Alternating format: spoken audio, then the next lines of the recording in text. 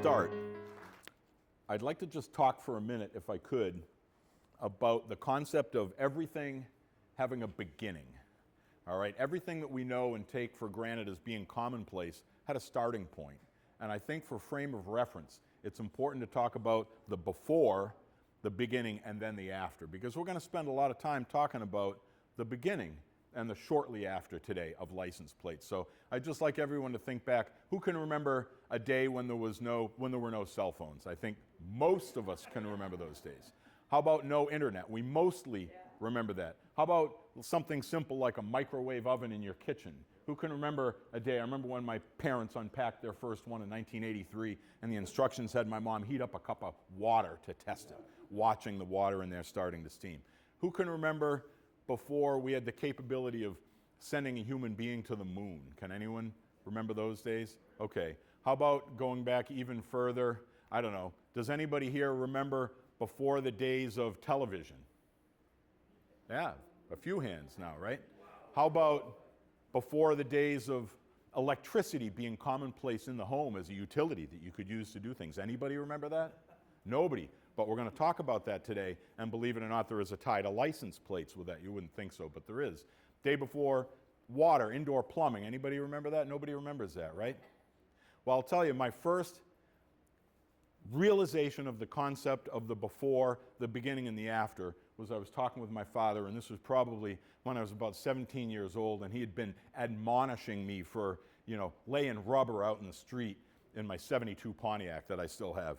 And I said, well, Dad, I remember you had this Pontiac that was kind of a hot rod, a 55 Pontiac I think he had. And I said, wasn't there a story about you ripping up and down 495 on that? And he kind of looked at me and got quiet, and he said, he goes, I think it was around 1959 or 1960, and 495 wasn't open yet in this area. And he and his buddies had skirted around some barricades, and they got out there on the freshly paved but not yet open 495, and they went drag racing out there. And I thought, there was a time when 495 didn't exist?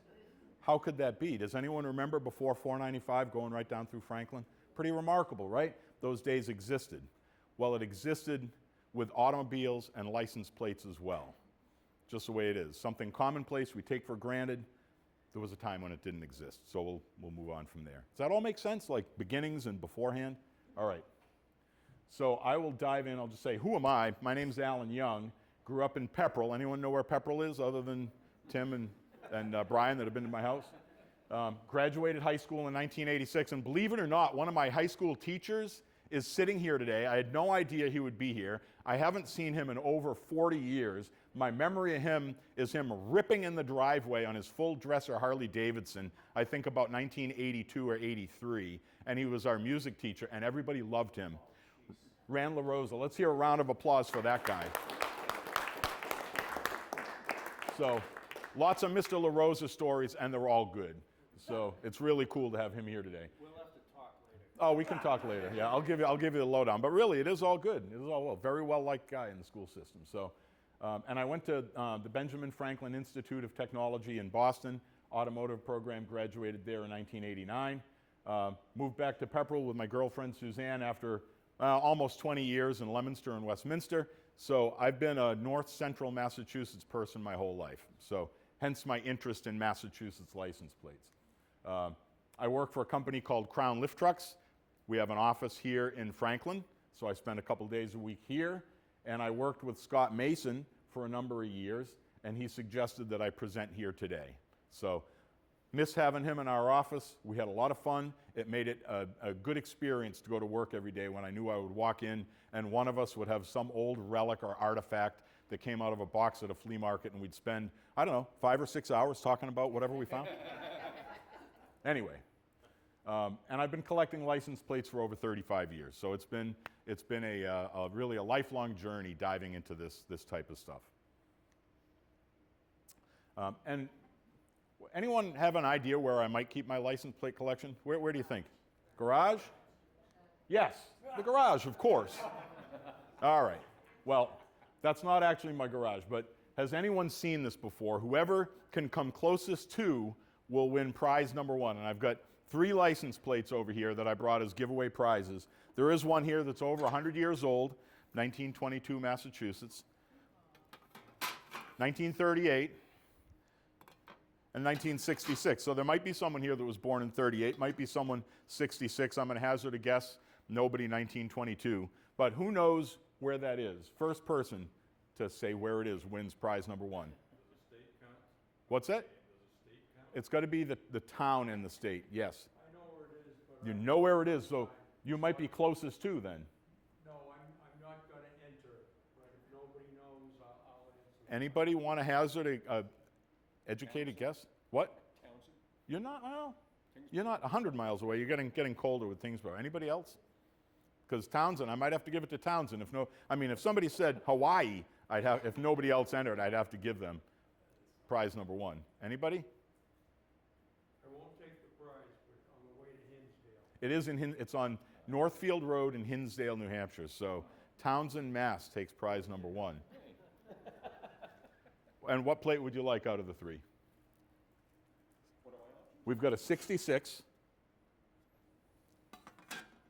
1922, and 1938. Oh, I'll go 1922. 1922?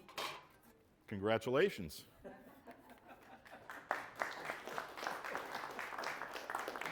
So the message is pay attention when you're driving around and, you might actually get something out of it.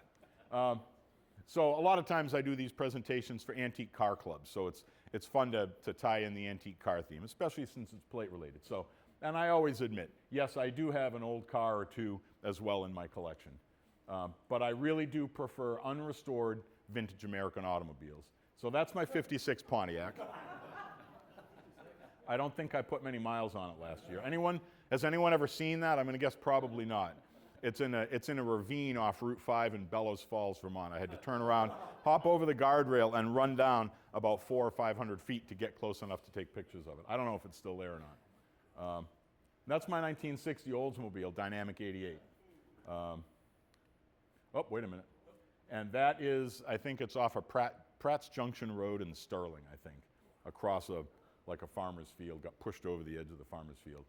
And that's the car that my dad was admonishing me about laying rubber in back in 1986. So I've had that since 1986.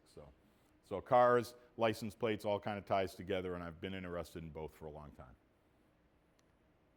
All right, so let's just cover quickly what we'll go over today, because there's a few topics here. So we're going to talk about the history of license plates. Which state was the first to require registrations? Remember we talked about the beginnings? Which state was the first to issue license plates? Because a registration certificate and a license plate, they're two different things, right? Kind of go together, but they're different things. And some early license plates that were registered to local people from Franklin, Central, Western Mass, and their stories. A lot of fun stuff there. Types of plates issued over the years. Porcelain, metal, embossed numbers, flat painted numbers, etc. Passenger car plates versus oddball non-passenger types. And there's an organization that I'm a member of, Brian Flaherty's a member of, and Tim O'Brien is a member of, called the Automobile License Plate Collectors Association.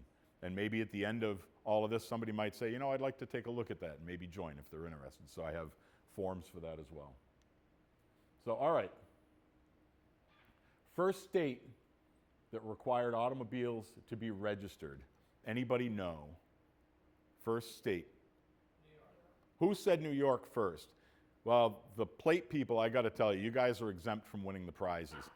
So I'm sorry, because you guys are like experts, I just can't, But if you want a plate, you can come over to my house. You can have any plate you want. Any plate you want. Probably, anyway. Who was the second one? New York. Okay. Correct answer wins prize number 2. It is New York. New York was the first to require automobiles to be registered. That's the beginning. Before that, nowhere. Remarkable, right? 1901. Now this is interesting. So we talked about the certificate, the registration certificate, and the plate being two different things. Well, New York in 1901, they provided you the registration certificate, but they didn't provide the plate. You had to either make or have someone make the plate, because they weren't in the plate making business. They just registered your automobile for you. And it was interesting that in the first year and a half or so in the state of New York, automobiles were so, I guess, uncommon. They weren't prolific. Your registration certificate, they put your initials on there. That was your registration number, were your initials. And then you would take that certificate, you might go down to the local blacksmith shop and they would maybe take a leather pad and put metal letters on there, or maybe paint it on a piece of sheet steel or something like that. Put a couple of leather straps on it and there you go, you hung it on your automobile.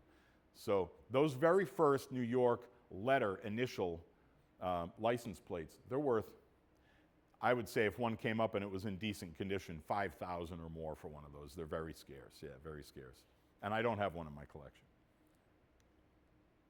Okay, so we determined that New York was the first state to register automobiles. Didn't get your plate from them, had to make it. Which state was the first to issue license plates with the certificate? The first one to say, here's your plate, mount it on your car. License plate people are exempt. Delaware. What was that? After Delaware, somebody said. Who said Mass? Who said it first? She did. And you're Jan, right? How did you know that? Wild guess. So you win prize number. Oh, wait a minute. Where did prize number 2 go? Oh, we're on 3, and I think we only handed out 1. Well, you can have your choice from a 1966 or a 38. 38. I figured you'd want the one from your birth year, 66. Oh, well. Congratulations. Thank you. You're welcome. All right. Yes, Massachusetts. Massachusetts in 1903. So, what's that? 123 years ago, right? I mean, my God, that's remarkable. So, Massachusetts required that all cars had to be registered by September 1st, 1903, and plates were issued in pairs. By the end of the year, there were a little over 3,200 cars. I think it was 3,251 automobiles registered in Massachusetts. Plus, I think a little over 500 motorcycles and exactly 100 dealers/manufacturers. They didn't differentiate between dealers and manufacturers in the early years. So, started in 03. Yeah, see, that's, yeah, I mean, 20s and 30s, you see the plates around, but, you know, they only issued 100 registrations in 1903. Not many of those plates left. They're worth a few bucks. Yeah, yep, they are for sure. So I've got one of the early ones on the board. We'll talk about that in a little bit. So is that a surprise to anyone? Did anyone think that the beginning for Massachusetts was that early, 1903? So before that, well, they started registering automobiles in Mass in 1903. So does that mean that there were no automobiles before September 1st, 1903 in Massachusetts? Anybody know? Alan?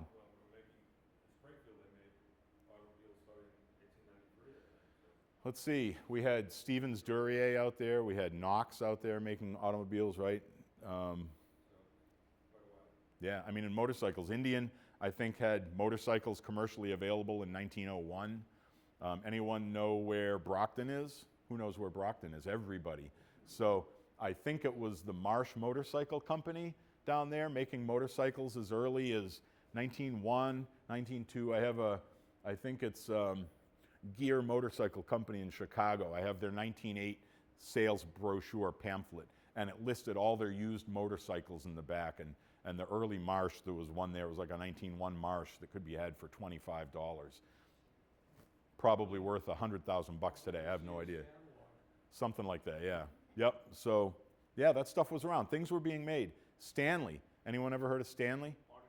Stanley automobiles. Stanley Steamer. Where were they made? Watertown? The company was based in Newton. Cars were made in Watertown, I think. Yeah, and where did you say, Kingfield? Somebody. They weren't making Kingfields in their museum there? They used to. Yes, there's a museum there because I think F.E. and F.O. Stanley, I think the brothers, I think they were born and raised there. I think that's why that museum is. No, they weren't made there. So they were making cars very early as well. Yeah, they were photographers by trade, Stanley Brothers. Yeah. Backrack Studios moved in. Yep. A lot of interesting intertwining history. A lot of early automobile manufacturers were maybe buggy or carriage manufacturers, and they kind of transferred over from that and started adopting engines and things like that to power these very rudimentary automobiles. What's that? The first plane or first flight. Yeah. 1903. Lots of things happening beginning part of that century, right? So, so anyone have any idea why it might have been deemed necessary to register motor vehicles? Why was that even a thing? Anyone have any idea? Catch criminals. I like that. Democrats. Uh, Oh, I don't want to go there. Kidding. so catch criminals, what else? Accidents, yes. What else? Raise revenue. Sure. All that. Why would revenue be necessary in regard to automobiles? Anyone know? Who's going to pay for the roads? You know, who's going to pay for the roads? Should that be put on the people with the horses and buggies? Or should it be put on the people that were driving these automobiles and tearing up the roads, right? So, yeah, they were becoming commonplace early part of the 20th century. And with the automobiles came problems. So there were wrecks all over the place. And some of the automobiles could get up to a pretty decent speed. What were the braking systems like? How were people trained? How did people know how to operate these automobiles? Was there any real testing of people's skills? Did they just do whatever they wanted? So had to regulate that. Maybe criminals like that. I like that. Catch criminals. So lawmakers in Massachusetts and other states, they were being pressured to enact laws to prevent problems such as excessive speeds of automobiles. That was a real thing. Accidents, especially related to speed. Harmful interactions between automobiles and horse-drawn vehicles.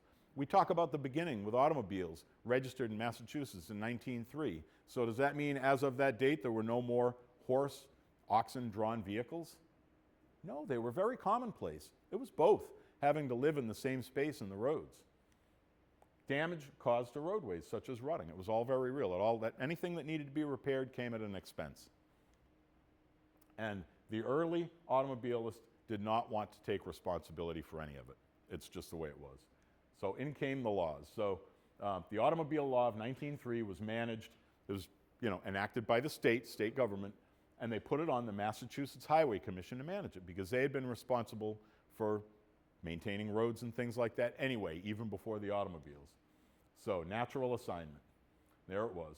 The commission's goal was to improve public roads, and that's what they did.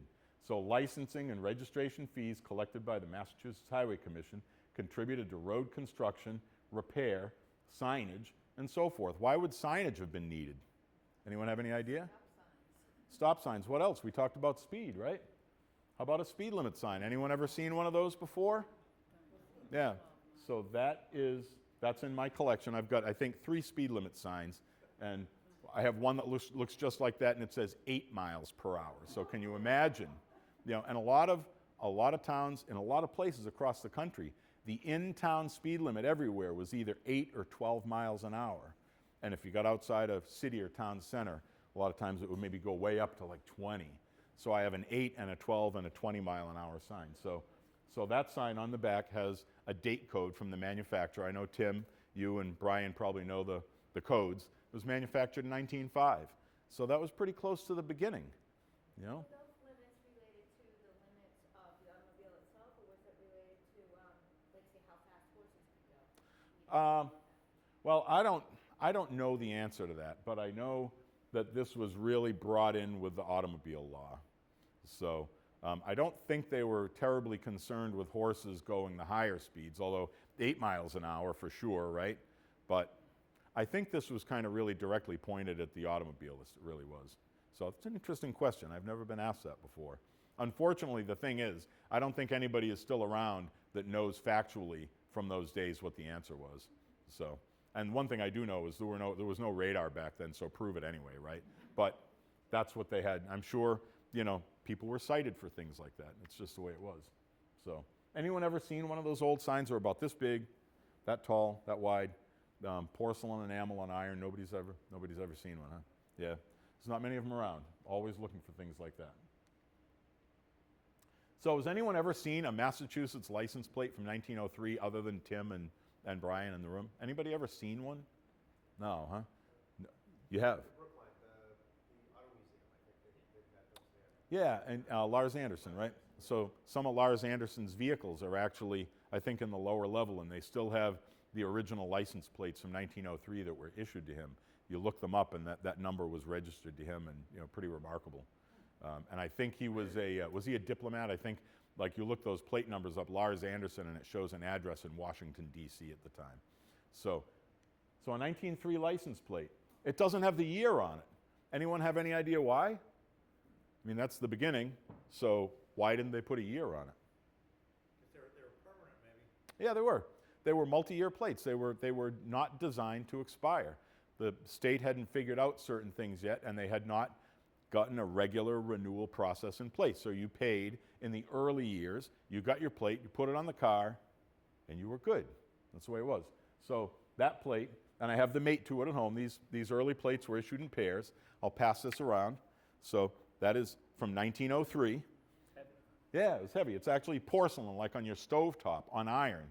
And the reason, anyone have any idea why they used that porcelain process to make the plates and not just having some company paint them? Because Massachusetts didn't make those. Those were made down in Baltimore, Maryland.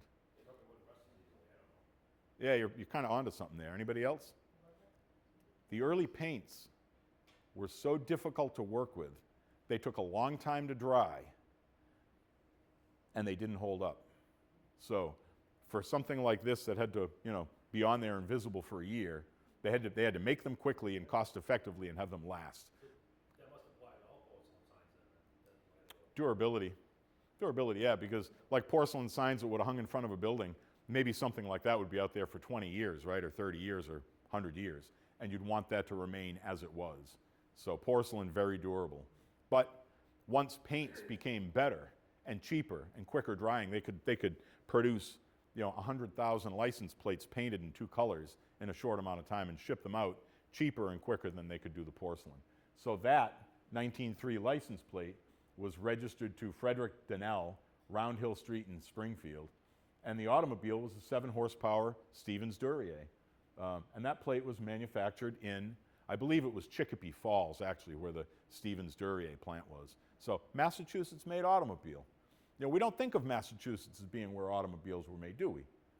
Really, ever, hardly ever, But there could have been 100 companies in Massachusetts making automobiles. Some maybe only made 1 or 2, but some companies like Stevens Duryea, they made a lot. They really did. How much is that one worth? I don't know, a couple $1,000 maybe, 1,500, 2,000. But I have the mate to it. I don't know.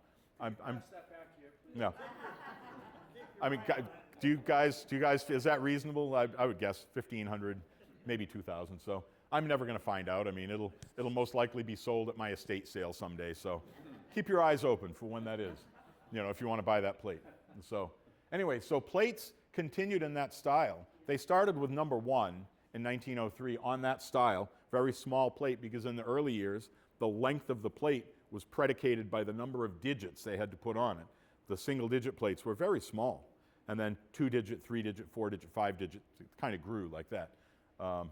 So they started with number 1 in 1903. Does anybody know who got number 1 in Massachusetts? Anybody know? No, if someone knows, please share it. Frederick Tudor. Frederick Tudor. Where was he from? Boston. Milton, Boston, that area. Any idea? I mean, was he like the first one at the counter? Oh, I'd like to register today. Huh? He knew somebody. Are you saying that Massachusetts has a network of... Okay. We already said we're not going to talk about politics here. So, but anyone have any idea why he was awarded number 1 in Massachusetts? I believe it was because he helped draft the automobile law, like the legislation. And as a thank you, I think he was bestowed number 1 for having contributed that. He's probably paid to contribute it, but... It's my understanding that that plate, maybe up until recently, was within the car was garaged in Chicago. Yeah. Yeah, it was garaged in Chicago. I don't know what the deal was, but somehow the family, up until maybe 10 or 12 years ago, the family actually had number 1 in their family, and it was sold, I don't know, within the last 10 years. You're not supposed to sell active license plates, but things happen behind the scenes, and it changed from the Tudor family to somebody else. So, yeah, so that it's not in the same family anymore, so unfortunately. But pretty cool story, yeah. Now that would be a plate to find, would be one of those original number 1s. I know they're out there. I think there was an auction house in California that one of them was consigned to back in the late 90s, and they wanted an opening bid of $90,000 for it. Nobody bid on it, so it went back to the family. God, who knows where they are today. So plates were in that style through the end of 1907. So what is that, 5 years? 3, 4, 5, 6, 7, right? 5 years of plates looking like this. By the end of 1907, They were up just a little bit over 24,000. I think 24,100 and something was maybe where they were. By the end of 1906, I think the state realized they were kind of missing the boat on the re-registration thing. So even though you still had your plate from before, they said, hold on, now you're going to have to re-register. And they sent everyone an application form and said, fill it out, include, I don't know what it was. It was probably based on the horsepower of the car, whatever the registration fee was. And you had to re-register for 1907 to keep that. I didn't really know much about that until I found an envelope at a flea market of one of the renewal letters that was sent to someone in West Groton. And it had the form and all the paperwork in it. And evidently the registrant never sent it in. I said, wow, this is remarkable. So that's what they did. And then after that, every year after that, you had to pay to re-register. So. That's a cool form to have. Still have it? What, the form? Oh, yeah. Yep.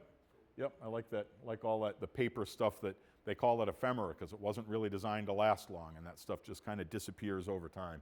I'll be the guy at the flea market looking through the dusty box of papers that came out of Uncle Bumpkus's attic or desk or something like that, finding these little things. So let's dig into some local history because I have a feeling probably at least some of you were interested in learning about registrants in the early years in Franklin, like the beginning and the immediately thereafter, right? Who in the room is from Franklin? Who lives in Franklin? Okay, keep your hands up. Who maybe grew up in Franklin but no longer lives here? So everybody with a Franklin tie, who do we have? We got a bunch of people, right? Okay, so I'm sure most of you know who the first person was then in Franklin to register an automobile. Who was that? I mean, I'm sure you all know, so please, don't hold back. You just... Who? Thayer? Yeah. Let me take a wild guess. Dr. Solon Abbott? I don't think so. Yeah, I don't know. We're going to, yeah. Haywood? Who? Harry Haywood? No. So, well, wait a minute. Let's even start with this. What year was the first car registered in Franklin? I mean, I would think all the early registrants would have been in the highfalutin areas like Boston and Worcester and Springfield and Pepperell, right? How about a guy named Ruggles? Yeah. No. Anyone know what year for Franklin? 10, 5. I'll tell you what, I got one more prize up there. Anyone can nail it to the year. You can have that remaining plate. You got 10, 5, 7, 6. Still haven't heard it. 8, no, haven't heard it. Earlier. 03. Yes, 1903. Alan Earls wins prize number 3. Look at that. There you go. Congratulations. Yeah, I figured that. Yeah. So, and the first registrant, and this is always fun for me because I do usually 3 or 4 of these presentations a year to local historical societies, antique automobile clubs, and wherever I do the presentation, I do the same thing. I research who the first registrant was, and nobody ever knows who it was, and I always think, well, why does no one ever know that? Because you know what? Most people, they don't think of the beginning. They don't think of the before. They just take this stuff. They don't even think about it. So, first to register an automobile in Franklin, 1903, it was Bradley M. Rockwood, 82 Emmons Street in Franklin.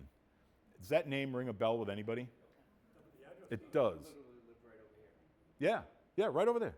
Yep. So does anyone know anything about Rockwood, Bradley Rockwood? No, huh? Okay. Established, yeah. So when I find out who a first registrant is, that's really when Google is my friend because I start digging in.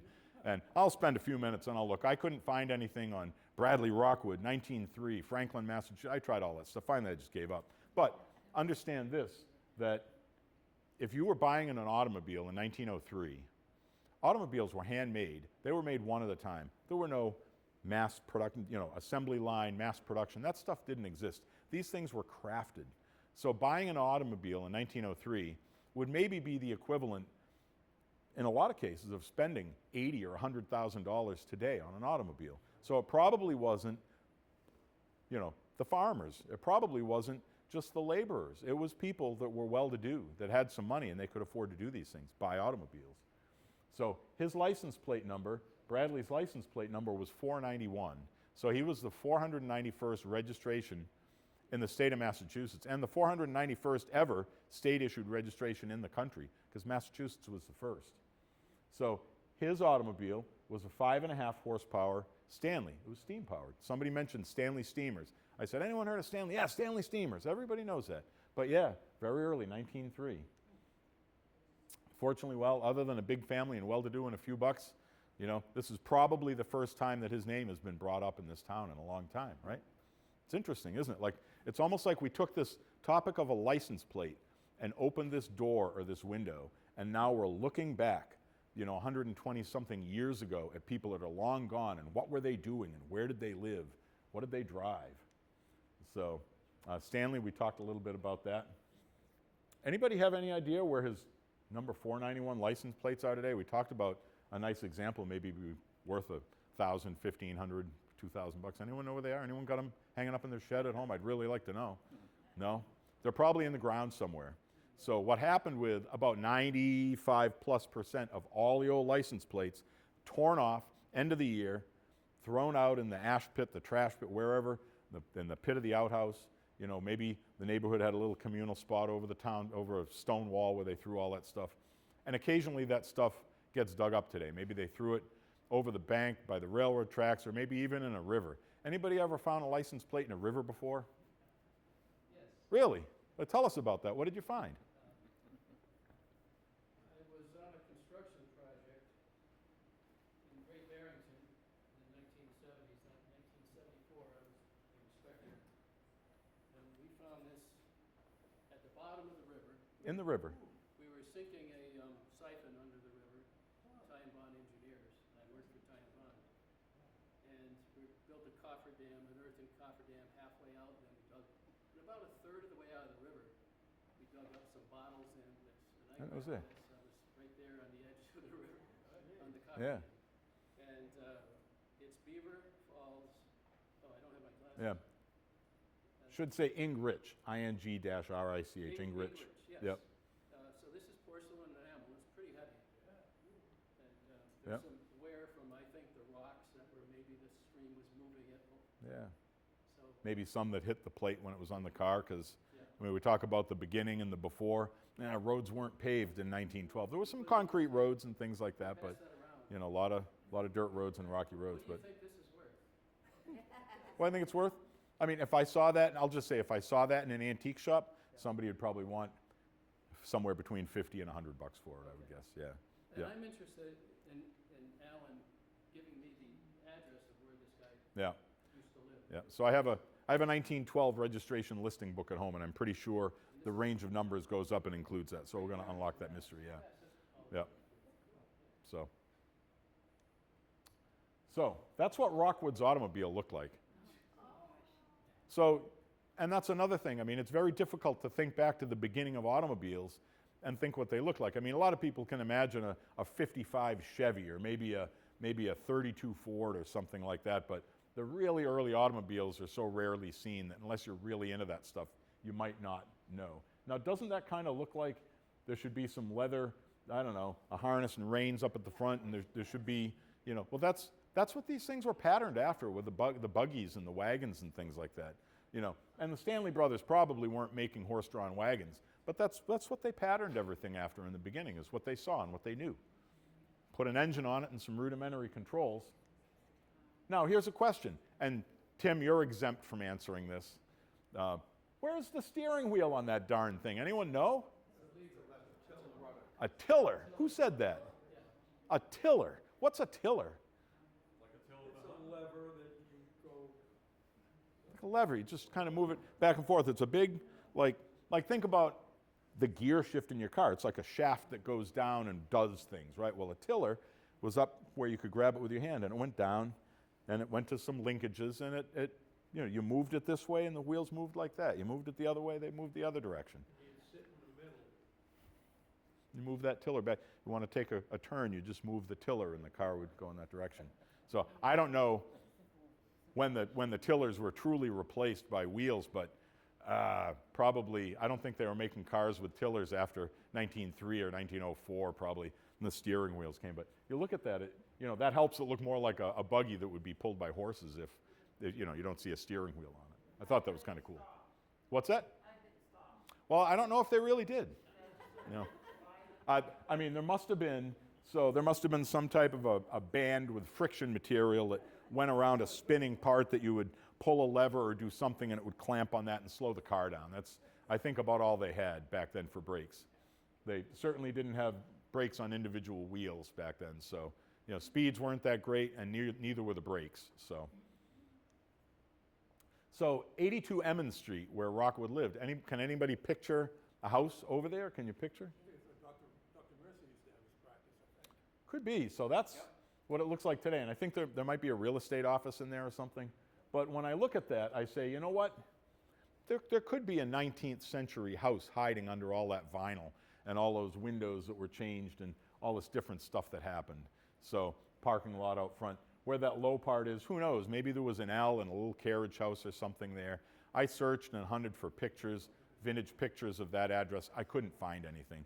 Maybe somewhere here in the historical museum there's some history on Rockwood and what his house looked like. You know, sure would be interesting to see if that actually existed. I think that's all new construction. I think it is too. I think that there was either nothing where that low part is or something was knocked down and that was built. Dr. Mercer has practice in his house, and then dentist Dr. Rice took over. Sure. Yeah. So you've been in Franklin for a while then, huh? A little while, right? Yeah, great. So, yeah. Unfortunately, that's where my research stopped. So, first registrant tied to that address, who knows? Maybe underneath that parking lot in the back, maybe those plates are buried down there sometime. If anyone ever sees any earth-moving equipment over there, take a look for me, would you? And let me know if you find them. So how do we actually know? Because I think up to this point, everyone's just kind of taken my word for it that Rockwood was the first to register an automobile in Franklin, right?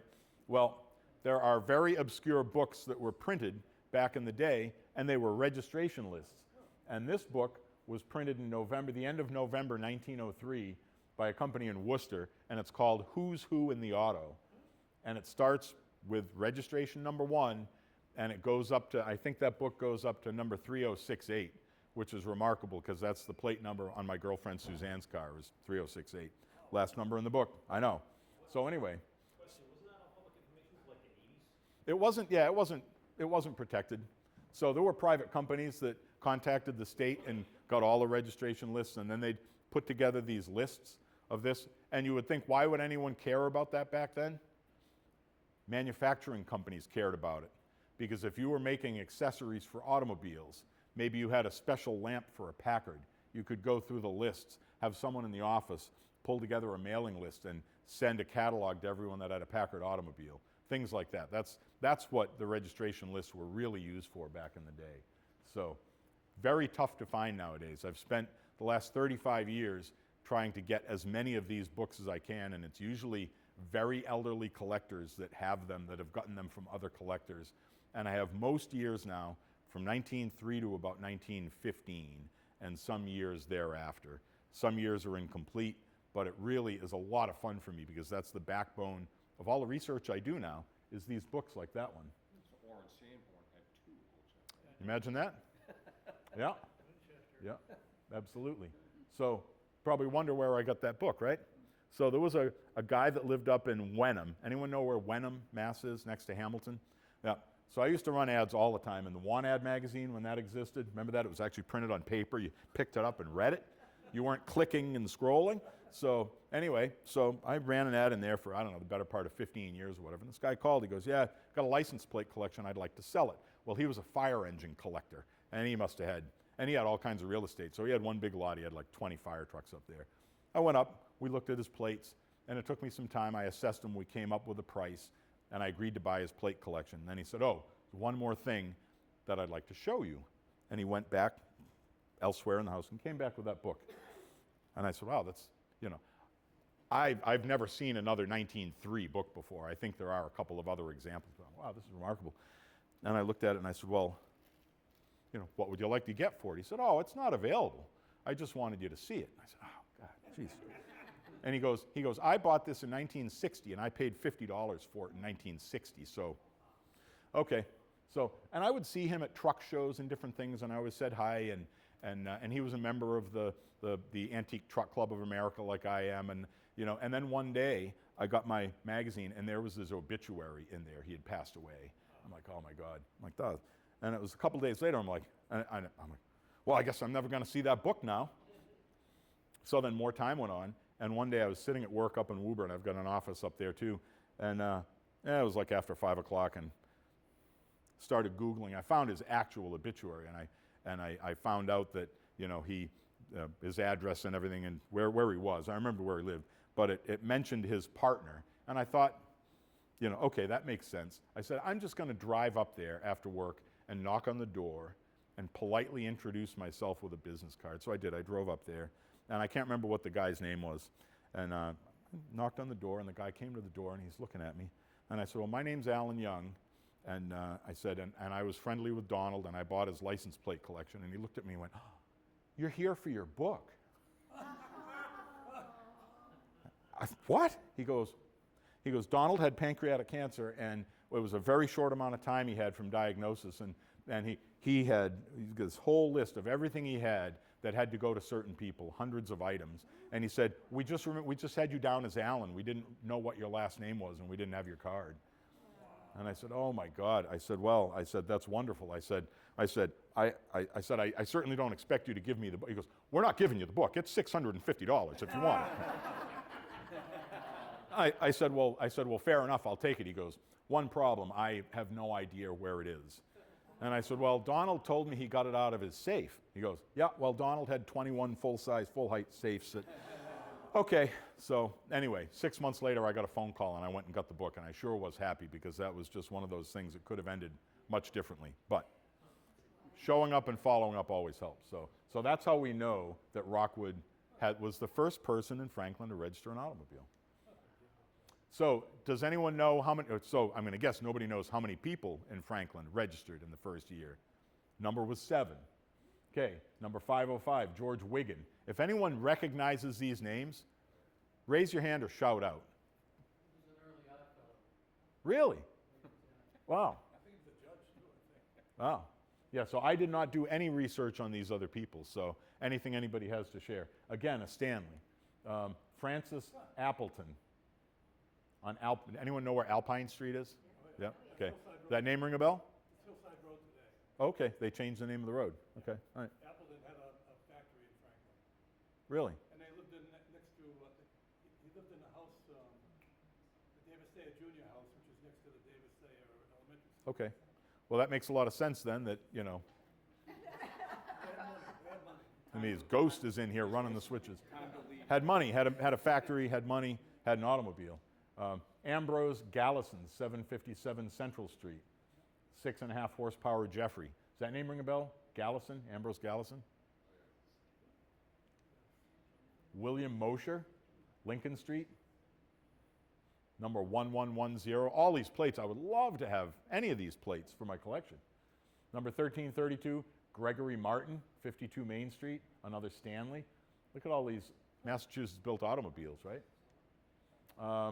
Will J. Stewart had number 1500, nice round number there for Will Stewart.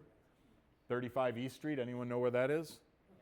So, yeah. Right over there. Yeah, oftentimes when I find an early plate and I look it up and I figure out who and where, I'll drive to that address and I'll see if the house is still there. And I knock on the door. I've met some fabulous people. Say, oh, you know, and I show them the plate, you've got the carriage house. Can we look and see if the mate? Oh, we're in there, we're pawing around. And it's a lot of fun. So I find most people in the world are pretty friendly. So. You got a lot of time in your hands, huh? I do it during work hours. No, I'm kidding. They're laughing, Al. I know. You I and know. I know that's We know the truth. Let's go back to this for a second. 6 horsepower locomobile. Anyone ever heard of a locomobile? Yep. I recognize this guy. What's your name? Me? Yeah. Chuck Liljestrand from North Carolina. Yeah, you and I have met before. It's good to see you again. I think you've been at my. presentation in Pepperell. I thought I recognized you. Been to several shows. Well, thank you for coming today. So, locomobile. What does anyone know about that? Was that made locally? High-end automobile. Yes. Where were the locomobiles built? Tim knows the answer. Springfield? No, Tim? Bridgeport, Connecticut. Bridgeport, Connecticut. Yeah, a lot of high-end machinists and manufacturing down there. Number 1617, Elmer M. Wadsworth.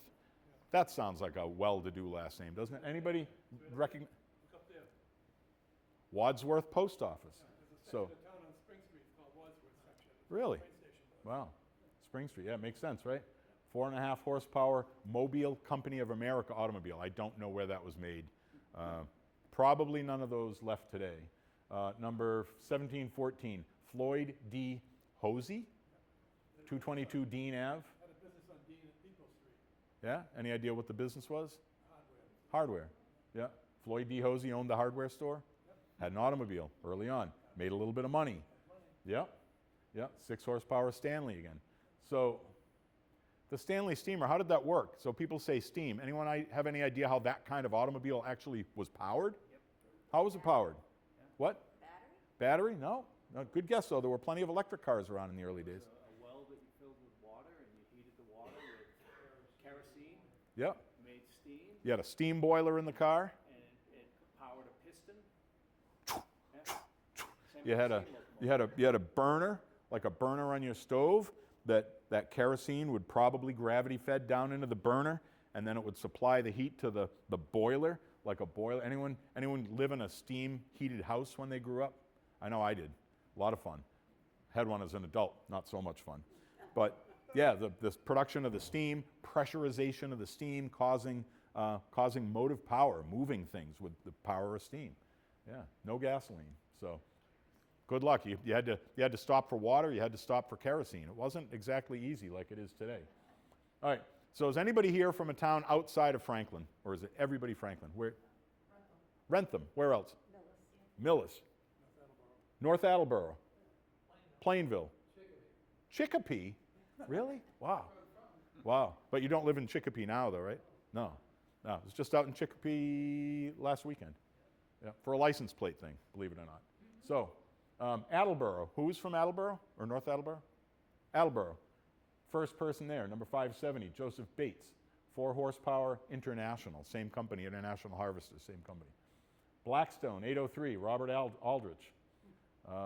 Spalding Automobile and Motor Company, 5 horsepower. East Walpole, George Wyman, Stanley. Hopedale, Charles Roper. Pierce. Any idea what a Pierce was, where that was made? Pierce. Pierce became the Pierce Arrow, yeah. Yep. Pierce and Great Arrow, I think the two companies merged, Pierce Arrow, Buffalo, New York. Yeah, made out in Buffalo, New York. Medfield, Arthur Mitchell, 3.5 horsepower Pierce, another Pierce. Very high-end automobile. Milford, Waldo Sherman. Norton, Walker Talbot. Norwood, George Bagley. Sharon, Frank Cummins. Uxbridge, Christian Gredig. So, the interesting thing is, out of all those first-year registrations, none of those companies, well, International, I'm sorry, so International is still in business. I was going to say none of them are still, but they're not making automobiles. So interesting, the landscape has changed and they're all gone. So, all right. So let's take a look at a few early plates that I brought and some of their stories, because I find one of the most fascinating things, like I said, is opening up that door or that window and looking into the past and seeing what's there. Because some of these stories are found nowhere else other than linking these dots with the registration history and then other books that exist. So, okay, so this plate, 1910 Mass, was registered to Edwin Howe. Where was he from? Enfield, Mass. 22 horsepower Ford. That was a Model T, not an expensive car. But still, 1910, early enough, must have had a few bucks, right? So who knows where Enfield is? It's underneath water. So how could this plate have survived? Isn't that crazy? So, yeah, so this is one of those things, when I look up the plate, sometimes there's an interesting story behind it. So, yeah, so the town of Enfield was disincorporated in 1938 to make way for the Quabbin Reservoir, which feeds Metro Boston and surrounding communities, the MWRA Water District, I think they call it. But Edwin Howe, he was appointed postmaster in 1889, and he ran a general store in town, and there he is pictured with his wife, Annie Williams Howe. So I have no idea how this plate got out of Enfield before they, most of the houses, they got torn down. Some people moved them. They were given the option, you can move your house if you'd like, or the state would buy it from them. So there's a lot of houses in Amherst and New Salem and other places where those houses were actually put on rollers and moved out of where they were somewhere else. But most of them, unfortunately, were torn down. and things like this probably would have gotten bulldozed along with them. So I have no idea how that 1910 plate got out of the Quabbin and saved, but I was sitting on the couch one morning having my morning coffee, and my girlfriend called and said, hey, this guy at work, he's out picking, he found this 1910 mast plate, do you want it? She sent a picture, and I looked at it, I'm like, yeah, it's pretty chippy, I've got much nicer examples. I was ready to poo-poo it, and then I said, probably ought to look at my 1910 book and see who it was registered to. I went over and I opened up the drawer, and oh my God, Enfield, right back, yep, I want the plate, when can I come and get it? So, to me, a pretty interesting piece of Quabbin history to be able to have that. Is anyone familiar with the S.K. Pierce Mansion in Gardner, Mass? Anybody? Yeah, kind of far from Gardner. Wasn't he the food company? The what? Food SS Pierce? No, he was a furniture manufacturer up there. Yeah. Brian, you might have heard of it. You live close enough. No, never heard of it? So Pierce was a wealthy industrialist and made his fortune in the furniture manufacture business in Gardner. And he built that mansion between 1873 and 75 right across the street from the factory he bought at age 25. And he had a tunnel constructed under Broadway, which is Route 2A, from his house over to the factory, so he didn't have to go outside. People didn't see him coming, probably, I'm going to guess. Keep an eye on how everything's going at the factory. So a lot of bad luck befell this guy. So Pierce's wife died from an infection 2 weeks after they moved in. Mansion was plagued with death and tragedy for years to come. After Pierce's death, the sons bickered over the property, ultimately turned it into a rooming house. Murder, death by drowning, burning, all that stuff. History within those walls. And the tales of haunting in the mansion are part of its lore. So there was a company that bought the mansion, maybe 10. People would buy it and they'd live there, and they, honest to God, they got scared out of the place from what they said were ghosts. So 2 or 3 people owned it. Within a couple of years, they were just gone. They just couldn't stand living there. So a company down in New Jersey bought it, and they turned it into tours, and like, I think you could do a night over there, bed and breakfast type thing and all of that. And I toured the property. It's pretty interesting. So what does this have to do with license plates? So one of Pierce's sons opened a garage selling used automobile in the property in the first decade of the 1900s. And that 1906 mass dealer plate was registered to S.K. Pierce since he was a property owner. So the son's business was opened, and that's one of his dealer license plates. So these things surface. And this plate was found in the wall of a building in Waltham, Mass. that was undergoing renovation last year. And somebody, Brian, you might remember when that got posted on Facebook. Guy posted it with one of the little letters, found it in the wall. And so I reached out to him right away, and I said, I'm sure your inbox has been blown up by people that want to buy that plate. If you'd like to discuss it and a real value, I'd be interested in doing that. So I got together with him, and we talked about it, and a few days later, he invited me to come back and buy the plate. So I was really happy with that. So. How do you know that's a dealer plate? Oh, that's a great question. That is designated a dealer plate by the leading 0. So you'll notice these other plates here, they just start with a non-zero character, right? But to denote the dealer or manufacturer, they took the number and gave it a leading 0. So that denotes it. And when I look in the early books, I look under manufacturers and dealers, and all those numbers have that leading 0. So that 491 and a 0, 491. correct, which you would think would be the same number. But the way they did it, the leading 0 meant dealer or manufacturer. So, yeah. So I lived up that way. I lived in Westminster for 10 years, a couple miles from that mansion, so I knew what it was right away. You can imagine my surprise when I looked in the book and saw that. I said, oh my God, crazy. So really interesting. Well, there was a little porcelain letter attachment with that. The plate and the little porcelain, because dealer plates have letters, right? So I think I gave the guy like $2,400, something like that, for the 2 pieces, which was a good deal for me, and it was a good deal for him. It was good for both, you know. So I find, you just have to be reasonable and fair with people, and if you do that, you get the call the 2nd, the 3rd, the 4th time they find something. So, all right, who knows where South Ashburnham is? South Ash? You guys, a couple people know. Brian, you don't live too far away. South Ashburnham. What's that? Route 12. Route 101, 12, east, west. So there's Ashburnham and South Ashburnham. And South Ashburnham was a little bit more lowbrow than Ashburnham proper. But, factories, furniture factories there. its own little community post office, stores, things like that. So that plate was registered on the first car ever registered in South Ashburnham, William B. Pierce in 1905. His car was an 18 horsepower Jackson. And how did this whole thing start? How did it end up in my collection? So I got a call one day from a guy, Brian, you might know him, Jerry Downing. Does that name ring a bell?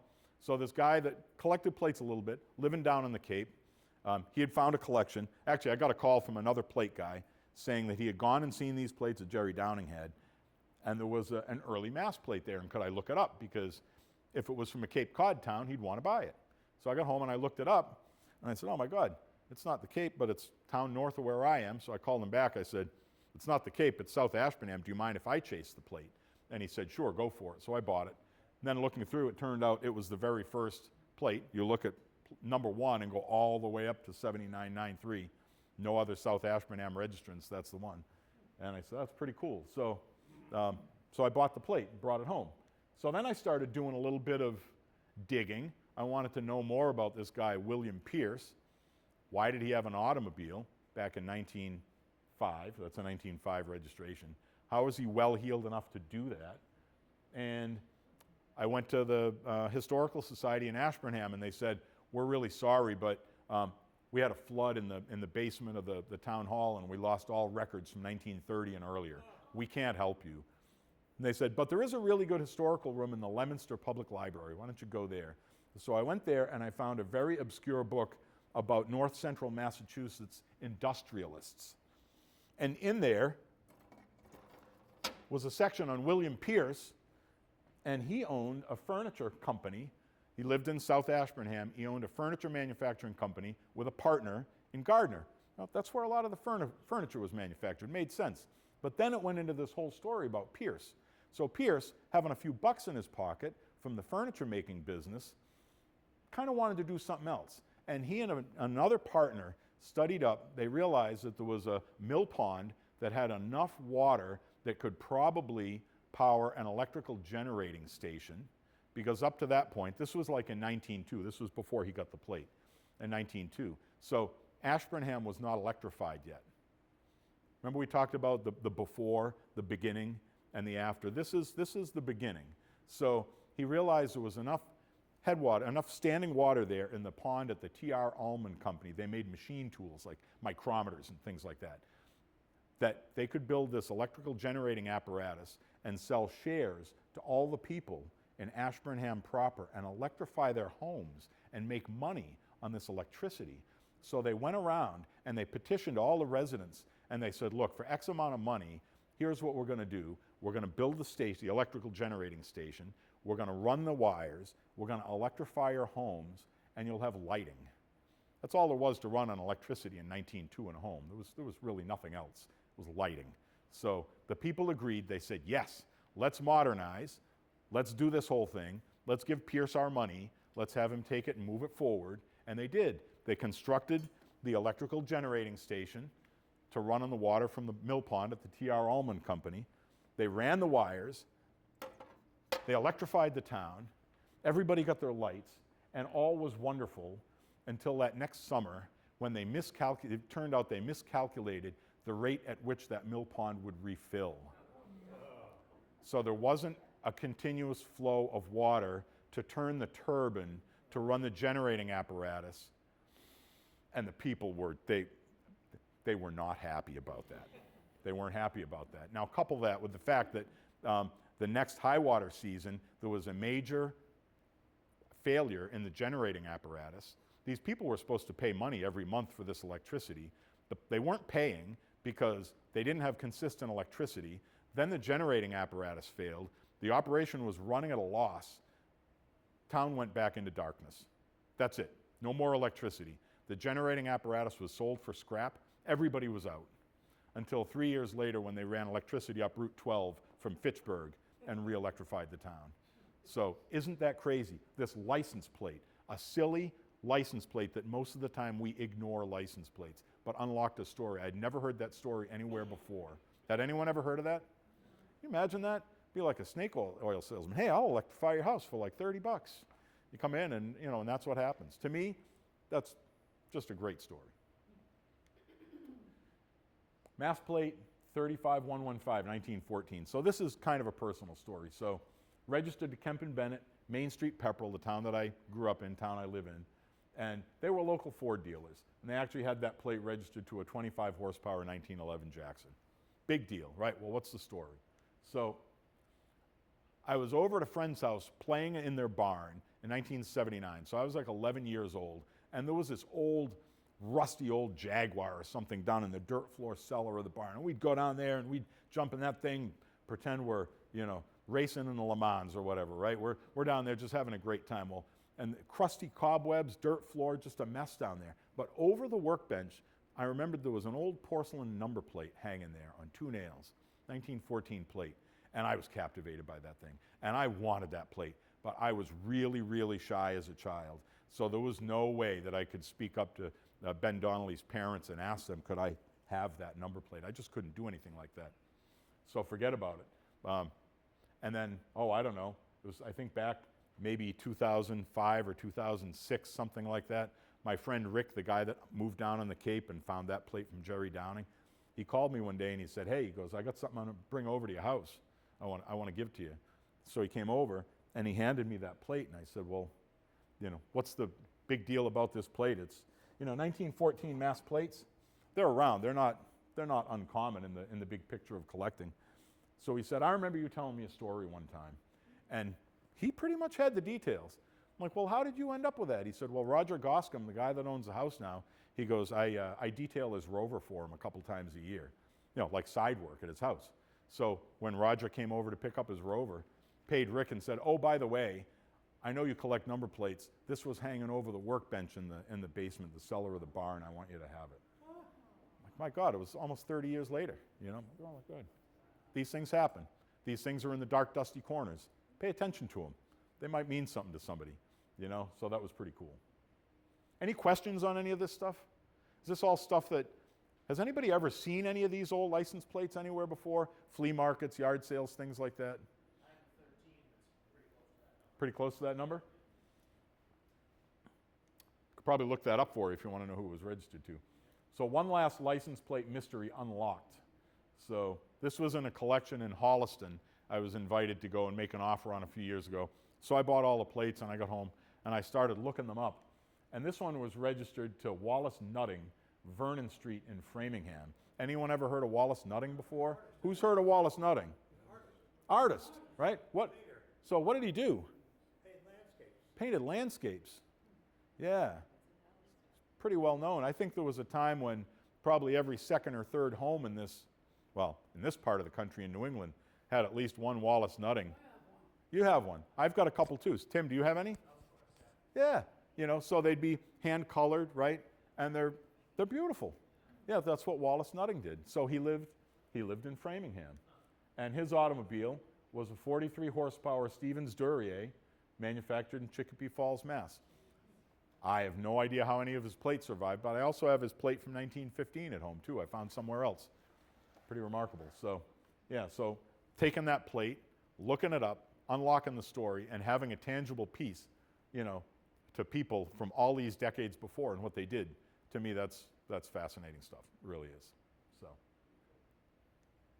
all right. So to me, that was the fascinating part of the presentation. The rest of this stuff is just kind of, hey, this is what Massachusetts did. So those porcelain plates, I've handed a few of those around.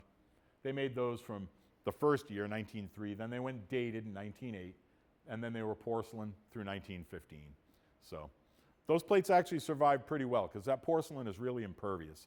Think about it. It's what your stovetop is made out of at home, right? I mean, you can splatter anything on the planet on that. You can clean it off with a little Easy Off. So porcelain survived pretty well as well. The painted metal plates, not so much. You had that 1912 that came out of a river, right? Housatonic River. I'm sorry, yes. Housatonic River. Yep, survived all those years. You pull it out, you can still read it. If that had been a 1916 plate, a year newer, painted metal, forget it. There wouldn't have even been a plate to pull out of the river. Just the way it is. And then after the porcelain, they were flat painted tin through 1919. 1916 was the first year in Mass that registrations passed the 100,000 mark. Think about that. 1903, 3,200 automobiles registered in Massachusetts. 1916, 13 years later, over 100,000 automobiles registered in Massachusetts. Inverted pyramid. Big numbers, huh? Yeah. I couldn't tell you when they went over 1 million, but that's pretty remarkable to go over 100,000 in 13 years. Did they reuse numbers from the very beginning? Did they what? Reuse numbers. Reuse numbers. Like somebody, if you had number 25 and 19, like could you, so people would keep their same number on the really low numbers. Yeah. And there was a threshold, I'm not sure where it was, above that, you wouldn't get the same number every year. Some people had a long number, like a 6-digit number, and they pulled strings and got it done. But I think the reserve number law went into effect, I think, in 1911. So prior to that, I think anything over 7,700 wouldn't be guaranteed to you. And then after that, I think it was. So yeah, people were conscious about their numbers. Very personal thing from the very beginning. When did letters incorporate into the license plates? Well, they had letters for like commercial vehicles and non-residents and things like that very early. But for passengers, I think it might have been 1947, 8, 9, somewhere in that time period. Much later. So for me, my interest is mostly the early stuff, and my knowledge gets a little fuzzy. You know, you get up towards World War II and towards the more recent years. I'm not as firm on that knowledge, but I think letters came in around 49 or so. Oh. All right. Famous codfish plates. Who's heard the codfish story before? A few people have, right? Anybody know the story about the 28 codfish plate? Anyone know it well enough to share a few words? Was it stamped backwards or something? Almost. You can say it better. I don't know. So, for whatever reason, in 1928, the state decided to give a tip of the hat to the fishing industry in Massachusetts. Think about that. Down in New Bedford and up in Gloucester and everywhere in between, there was a lot of industry surrounding fishing in Massachusetts. So they embossed that little, supposed to be a codfish, on the bottom of the plate. Well, anyway, you can see here, I guess 1928 was not such a good fishing year. And people didn't like that little guppy-looking thing, and they complained that, well, you put the fish swimming away from Massachusetts on the plate, and that's what they did in the oceans, and lousy fishing year. It's the state that caused that. So that was it. So it was an uproar, and it was not. They didn't like the image of the fish. They said it looked like a little caricature of a guppy, not something they would actually catch commercially. It was going the wrong way. There was nothing good about it. So the state said, "That's it. We're not giving you guys anything else fun. You've had your fun. We're done." But what they had already done was, by the time that decision had been made, they had actually produced, I guess, the 1929 commercial plates, and I have one over here. So they tried to fix the problem, but public outcry was already too great. So for 1929, they moved Mass and the year, like they did every year anyway. So I don't know, maybe it was a coincidence, but now the fish is swimming towards Massachusetts. And if you look at the image of the fish, he's actually got little fins. Kind of looks more like a codfish. So I think they tried to fix their ills and B is a commercial plate. So they'd already made, evidently, the commercial plates, so they issued them, and they said, that's it, we're not putting anything on the 29s other than, I think that you've got a 29 plate there, right? And it just has a little dash, like a little delete. No, it's a passenger car plate, but it has the little dash. It's the same one as this one, though. Yeah, yep. So you can see the fun little image they gave you in 1929 on a car plate. Gave you a little dash, that's all they gave you. So the fun was over by 29 for regular passenger cars. Is that all in line with what you guys have heard elsewhere? And I don't know how true all of that is. I think there were some newspaper articles back in the day. I probably read a couple of them. Probably not too far from it. Is it? Whole history of that? Yeah, okay. But now, did anybody here? No, I can't. I'm not sure what my next slide is. Okay. Anyone realize that New Hampshire did a logo as well on an early plate? 1926, actually preceding the Massachusetts codfish plate. So they put an image of the Old Man of the Mountain on there in their 1926 plates. And every plate except motorcycles and boat plates got this likeness. So passenger cars, dealers, they all had that little likeness of the Old Man of the Mountain on there. And that's on there because the New Hampshire, I believe it was the Tourism Commission, got together with the state and whatever Department of Motor Vehicles back then and said, let's promote tourism in New Hampshire by putting a likeness of the Old Man of the Mountain on the plate. So they did it. Just like in Massachusetts, it wasn't well received. There was outcry. It looks like a joke. It looks like a caricature. It doesn't look anything like the Old Man of the Mountain. Nobody's going to want to go to New Hampshire if they think they're going to look at that. Seriously, that's what happened. So that was it. They scrapped it. Not giving you guys anything else fun anymore. So these things happen. All right, so painted plates with embossed numbers continuing through 1966. There were years they didn't issue any plates, conserving steel for war efforts, things like that. Then they realized they could save money by issuing plates every other year and giving you a paper renewal sticker decal to put on your windshield through the 50s, the 60s. Somebody mentioned the scandal of 1963. Who was it that mentioned that? Scandal of 63. Can you tell us about that? The paint. The paint. What about the paint? Well, the story I heard was that the inmates over at Walpole watered them down, and I won't tell you what they used the water. Some type of liquid. Yeah, well, it was liquid. And the paint, Readily available. readily available in small batches. Right. Small man. Yeah. But enough to do the job. Enough to do the job. Well, so, and that certainly circulated, and that's really funny, but I think it could have happened, I guess. I don't know, but I can't imagine to produce millions of plates, that would be an awful lot of that small batch liquid. So what I heard was the contract for the paint that year was given to somebody with like we'll just say a family connection. And the quality of the paint was not very good, and it did not hold up. And halfway through the year, the paint was literally falling off the plates, and the plates were rusting. My father remembers taking white paint and a brush and repainting his mother's plate and neighbors' plates because you couldn't read the plates anymore. So what they ended up having to do was they had to replate a year early because that was in the every other year period. So that's why there's 59, 61, 63, and then 64 because the plates just didn't make it. So yeah, well, rarity, yes. I don't know how many commercial plates they made in 29, but if we think about those things, commercial plates, businesses, right? So people running businesses, they didn't have the personal connection to their plates that, maybe somebody that got their first car, or it was the family car, or whatever it was that they went on vacation and did anybody want to see this that hasn't seen it? So plates in businesses, January 1st, hey, get those new plates on the trucks. We got to get that load out of here. And they're cutting the plates off. They're going in the barrel, and they got to get those deliveries made. And these are the last things that most people are thinking about saving. So there might have been, there might have been 150,000 of these plates in 1929 produced. But very few of them survived. They weren't kept. And the paint in 29 is this porous, chalky blue that did not hold up at all. And if you find one of these plates still hanging in a garage somewhere, most of the plates will have decent color.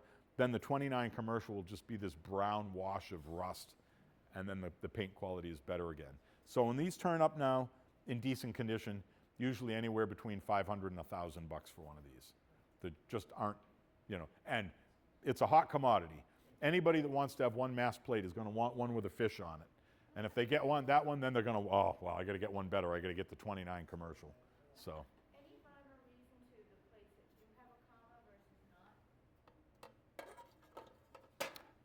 The comma, the little comma right there? Yeah, before you see other bigger. I don't know. I'm gonna guess some grade school teacher said to her son that worked in the you're sending all these numbers out without the proper comma. You need to put that in there. I have no idea. I really don't. But good question though. In 1957, they put the dot between Yeah, the dot separator. Yeah. Yep, for sure. So Celtics plate from Henry? I didn't. So yeah. So probably most people have seen the specialty graphic plate that you can get with the Celtics logo on it. But did you also know that the team members, the players, the state has made up special plates for them pretty much every year since the 50s. And if they wanted to, they could get, their jersey number on a plate. So I remember back in 2005, I was on the roof of the garage of the house I had in Leominster putting a new roof on it, and my phone buzzed in my pocket. It was my dad calling me. He was at Brimfield. Who knows what Brimfield is? Everybody knows what Brimfield is. So Dad's at Brimfield, and he said, hey, he goes, there's this dealer, and he's got 2 1966 Celtics plates. I go, oh, really? And I had no smartphone back then. I said, well, how are they, Dad? He goes, yeah, they're pretty nice. I said, what's he want for them? He goes, well, he's got this big roulette wheel, and he wants me to spin the wheel. And if I get black, the 2 plates are $500. And if I get red, I got to pay $1,000 for them. I said, well, Jesus, Dad. I said, if they're nice, I'd love to have them. I'd pay the $500, but I ain't paying the $1,000. And then I hear my dad goes, hold on. My kid says pound sand. He'll pay you the $500. And the guy goes, okay. So then I got the plates, and oh, geez, who knows who number 2 is? Celtics. Who knows who that is, or was? Bill Sharman. Russell, wasn't it? Red Auerbach. The other plate was number 14. Who was that? Bob Cousy. Yeah, little unknown bonus that I didn't know I was getting when my dad told the vendor to go pound sand. I was lucky I got the plates. Number 16 one time with Zach Sanders. I know. So these things kind of roll around on the streets among us, don't they? And you don't really know. I don't know. Walter Brown. Yeah? See, my history is, yeah, for sure. Yeah, but it's fun though. The whole plate thing is fun. So. He said you said Vanity Red Sox. I haven't seen a lot of bottom plate. I know who that is. Anybody know anything about this plate? Let's see, what plates are still. MH. Who? Marvin Hagler. Where was he from? Brockton. What's the slogan of the city of Brockton? City of Champions. Plural. Who was the other champion? Rocky Marciano. And Rocky had his own plate too. Did you know that? Yeah. So anyone know what year vanity plates were made available by the Registry of Motor Vehicles so you could, get a word or your initials or whatever? When did they start doing that? Anyone know? Because everything had a beginning, right? 60s. In the 60s. 66. 66 was the first year. So Rocky Marciano, and I think it was 52 when he had that, I'll just say that memorable fight, right? And so the Registry of Motor Vehicles decided to bestow upon him what back then was called a distinctive plate, because there were a few plates they had made up for specific people or entities, things like that. So they made a plate for Rocky, and it was just 2 letters, K.O. Yep. So my friend Rick down on the Cape, he has Rocky's original K.O. plate with the press photographs and all that stuff. So I'm hoping someday they might come my way. You never know. But anyway, so this plate, Marvin Hagler, so the company I work for, which will remain nameless, I was out seeing a customer one day down in Brockton. It was a candy warehouse down there. And I noticed it was a Cadillac with like plate number 32 on it or something out in the parking lot. So I was in going over some stuff with the warehouse manager. And I said, by the way, who's got plate number 32? Yeah, that's the owner. That's the candy man. I said, any chance I could talk to him? So down the hall we went into Joe Snyder's office. I think he was like assistant registrar at one point. He was state fire marshal, all these different political positions. So I think he was probably about 85 years old, just about stone deaf. I had to shout, the poor guy, for him to hear me. And so we're talking, and he goes, you like plates? I said, yeah. Okay, come with me. So we go back out. We walk down this hallway, and there's a filing cabinet right in the middle of this hallway. Nothing else. He opens up, pulls this plate out. I said, geez. He goes, you like it? And I said, yeah, that's a great plate. He goes, you want it? And I said, yeah. He goes, what will you give me for it? I said, well, I'll give you $50. And he looks at me and goes, you'll give me 100. Oh, okay, I'll give you $100. And he hands me the plate, and I said, I'm sorry, Joe, I think I only have about maybe $40 in my wallet. And he said, you're going to go home, you're going to take a $100 bill, you're going to fold it up on a plain piece of paper, don't write anything on the paper, put it in an envelope, here's the address you're going to send it to, don't put a return address on it, and mail it to me. I'm like, Joe, what if you don't get the envelope? He goes, I'll get it. He goes, you just mail it. So I took the plate and I mailed him the $100 bill. I never heard anything else, but I found out later that that's how like things were done in Massachusetts back in the older days. So, a lot of fun. So, anyway, so he was assistant registrar, and he was nice enough. He called me about 5 or 6 years later, and he said, Alan, he said, I'm ready to let all of my plates go. He goes, why don't you come down sometime and we'll open the other drawers in the filing cabinet. I went down there. Then he showed me everything. He had a lot of nice stuff, and I made him an offer, and he was happy with that. And then he said, then I'll give you the press photographs from when we gave Marvin Hagler his plates. So I've got the press photographs, and Joe Snyder's in there, and the plate and all of that. So really neat little story. So you just never know, what's going to come from spotting a 2-digit plate and complimenting someone on it, right? You just don't know what's going to happen. So I'm sure some people here have seen a regular 1957 Mass plate before. Maybe? Okay, so this one says U.S. Attorney on it. Not a regular plate, no number. Just says U.S. Attorney with the stars. Anyone have any idea what that would have been for? Yeah, so what this was for was if you were assigned to one of the federal courthouses in the U.S. Attorney's office. I think there's one on Milk Street in Boston. I think there might be one out in Springfield. You could take your plate off the front of your car and put that on there, and you got parking privileges on the street around the courthouse. So they made ones that say U.S. Attorney, and there's examples that say U.S. Court. And the earliest one that I have from this series is 1942 up through the 70s. So I'm working on building a full set of U.S. Court and U.S. Attorney plates. Not common. So just an odd thing that exists out there you might not see. So one last, what I'll call interesting plate. And I just picked this up at that license plate show out in Chicopee. It was a prearranged deal. So it kind of looks like a regular police plate, right? Like you might see on a cruiser today, go by, or maybe if you got pulled over, you'd have a chance to study the license plate on the cruiser. Hopefully it doesn't happen. But instead of a number, it just says Fuzzbug on it. Anyone have any idea what that might be?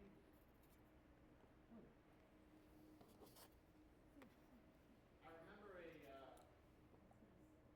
the early 80s, there was a Volkswagen Beetle in the area that had, I think that plate was on. There was a what? Volkswagen Beetle. Yeah. Okay. So Norwood had one. I think Norwood's just said Cap. And the Norwood Beetle had a big police hat up on the roof of the car. It said Cap or Cappy or something on it.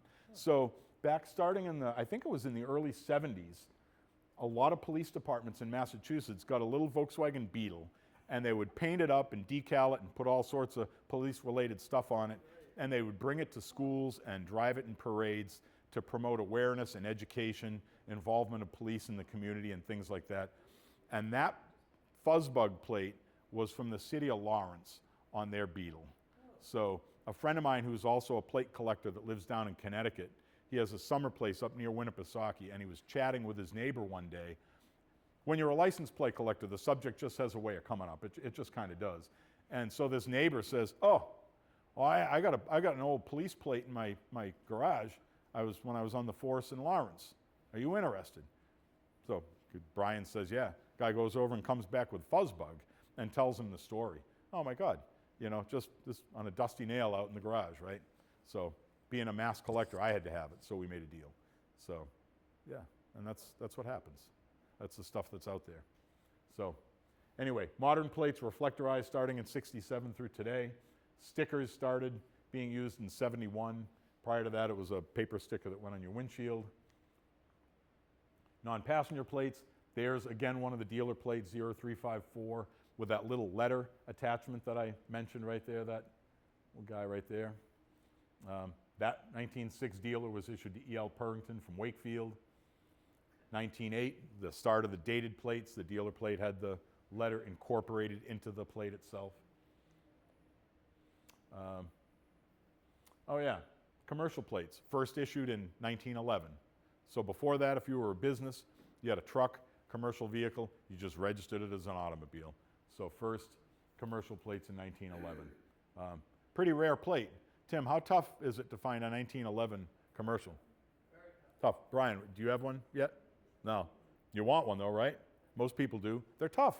Yeah, so 1911, if Mass started registering vehicles in 1903, you wouldn't think anything in 1911 would be tough, right? Well, they registered fewer commercial vehicles in 1911 than they did all the passenger cars in 1903. So there was there might have been 2,800 or 3,000 commercial vehicles registered in 11 versus 3,251 cars in 1903. So good luck finding a nice one. When they come up, they're pricey, and everybody seems to want them. So, but it's one of those things. You wouldn't look at a 1911 plate for Mass and think it was the first of anything. That's the way it is. I noticed that the years, the background is different, so R, Yes. U, and the other's what? Yeah. Why did they do that? Well, unfortunately, the people that decided that aren't around anymore, but it's pretty easy to surmise that just by looking at the car, if it has the wrong color plate on it, you can tell it's from last year. So I would think that would probably be why they did that, to make it plain and obvious that the people haven't changed their plates when they should have. So I don't know if any of you, either of you plate guys have any commentary on that? So non-resident plates. So that's an odd concept, right? I mean, if you're like out in New York State and you're going to summer out in the Berkshires, hey, the roads are connected, right? Why would you need to get a plate from Mass if you're already registered in New Hampshire? Anyone know? Plate guys want to comment on that? They weren't reciprocal. Ah. They're not reciprocal. Yeah, what's that mean though? So if you were registered your car in Massachusetts, you couldn't drive into New Hampshire. It was Think about that. reciprocal. You were only registered legally in the state that. Yeah, that's yeah. issue. There was a little clause. They gave you courtesy days. I think you got 10 courtesy days a year. I don't know how they would police the fact that you've driven into New Hampshire 10 times, but that was what the law was. And if you were going to drive into New Hampshire and you were registered in Mass more than 10 times, you were required to get a registration in New Hampshire and put that plate on the car next to your Mass plate. Be dual registered, 2 states. So, but starting in 1911 in Mass, they recognized that, okay, so these out-of-state people are coming in, and I don't know if there was pushback or what, but they decided, well, we'll do a reduced rate thing for the summer months, and we'll give them a plate that starts with an X, and it'll be valid maybe June 1st to, who knows, maybe the end of September or something like that. So that's what they did. So non-resident plate started with an X, and you can see the codfish plate there, the 28. That's a scarce plate, a codfish plate that starts with an X, the non-resident. And they bridged that gap of reciprocity in a number of different ways. Like, see those oval plates there? So those are neutral zone plates. So New Hampshire and the surrounding states kind of realized it was an undue burden on the people that lived close to the borders. Like if I lived in Pepperell and worked in Nashua and had to drive in every day, it was an undue burden for me to have to buy a registration from New Hampshire because I lived so close and just worked right over the line. So they said, all right, so here's what we're going to do. So if you live, they decided, no more than 15 miles out of New Hampshire, but have to travel no more than 15 miles into New Hampshire, for $2, they'll give you that little oval plate, put it on the front of your car, and that would grant you access up to 15 miles in anytime you wanted. That's what they did. So they had the ovals. They started those in 1913 in New Hampshire. And so passenger car reciprocity went into effect in 1929. So they finally smartened up and you could drive your private passenger car anywhere you wanted, any state, 1929. Didn't apply to commercial vehicles, so they still kept the ovals going through 1937, and then there were later provisions as well. So all these laws had these little kinks and problems that had to be worked out, so they would bridge the gaps with little things like that. So very scarce plates. So I've been trying to do a complete run of the New Hampshire ovals, 1913 through 37. I've been working on that for, I don't know, 34 years, and I still need a 31 and a 34. The stuff after reciprocity went into effect, that stuff is almost non-existent. My 1930 plate is the only one known, and it's plate number 1. No other one's known. So I've long since accepted the fact I'll probably never find a 31 or a 34. Oval is the way it is. So, questions? Anything? License plates? I know what antique plate number 1 is down on McCain. Yeah, It's on a Corvette. yeah. The museum in Sandwich, I think. Yeah, it probably doesn't get out very often, does it? Probably not, yeah. absolutely. You know, my uncle used to have that little medallion, he used to wear motorcycles. Oh, yeah. Yeah, Yep. he gave it to a guy that worked for the registry, and he says, oh, why did I give it to him? I bet that guy was Gene Burrill, the guy they probably gave it to Gene Burrill. Ralph Moore. Oh, okay. Yeah, yeah, for He's sure. probably the one that's pictured on the website. Yeah, yeah, cool. So anyway, so if anyone's interested in taking more of a look at license plate collecting, so myself, Brian, and Tim, we're all members of the Automobile License Plate Collectors Association, worldwide organization. We have 3, well, I'll say sanctioned because the club runs them, meets in New England a year. Our fall meet is our big one. It's up in Boxborough at the Boxborough Regency.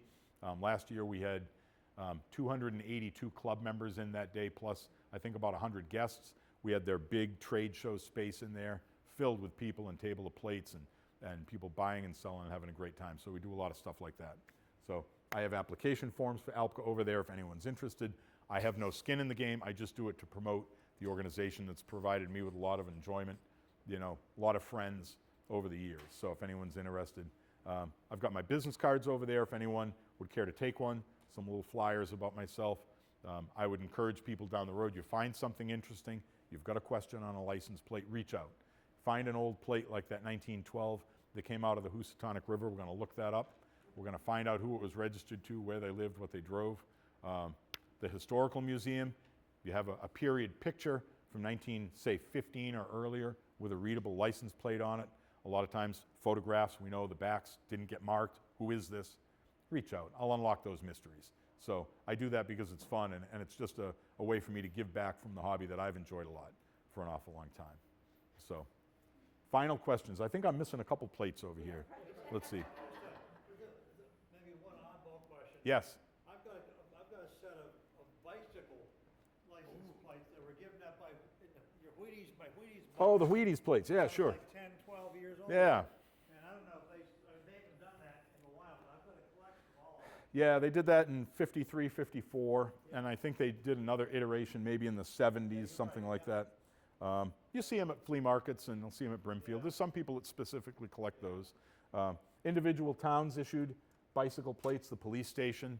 You know, I've got a Franklin, Mass. They're vertical, they're about that tall, the ends are rounded, they're green. Yeah, I mean, does anyone remember as a kid? I remember yeah, you got one? I remember my parents marching my brother and me down to the police station to fill out our forms and paid our 25 cents. Now, one of those plates is still hanging in my dad's garage. I don't know where the other one ended up.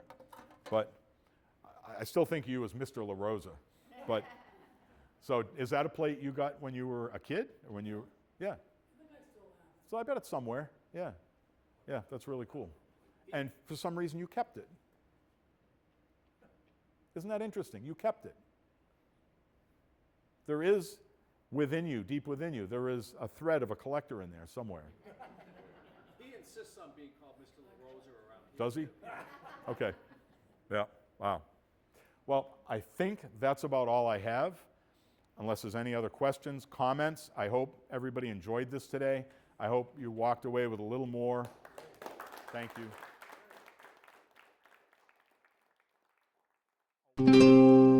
This program was made possible by your Franklin friends and neighbors, good folks just like you. Thanks for supporting Franklin TV. And thanks for watching.